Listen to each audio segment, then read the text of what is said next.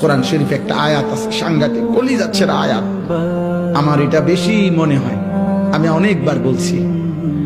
কোরআনুল কারীমের একটা আয়াত আছে সূরা মুরসালাতের মধ্যে, আল্লাহ তাআলা 10 বার, এক সূরার মধ্যে 10 বার আল্লাহ একটা কথা বলছে, ওয়াইলুন ইয়াউমাইদিল লিল মুকাদ্দিবিন। আল্লাহ বলে মিথ্যাবাদী নাফরমানদের জন্য সেদিন জাহান্নাম, জাহান্নাম, জাহান্নাম, জাহান্নাম, জাহান্নাম, জাহান্নাম, এভাবে 10 বার এক সূরার মধ্যে আল্লাহ বলছে। বলার পর শেষ, এই সূরার শেষ আয়াতটা আল্লাহ তাআলা একটা কথা বলছে, বান্দা ফাবিআইয়ি হাদিসিন বাদাহু ইউমিনুন।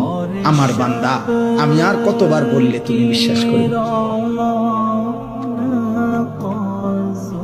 বুঝেননি? আমি আর কতবার বললে তুমি মানবা? আমার কথা আমি আর কতবার বলতাম? আমি আর কতবার বলতাম বলে? এই জন্য ভাইয়া ভেবে দেখেন, ইনসাফ করে দেখেন।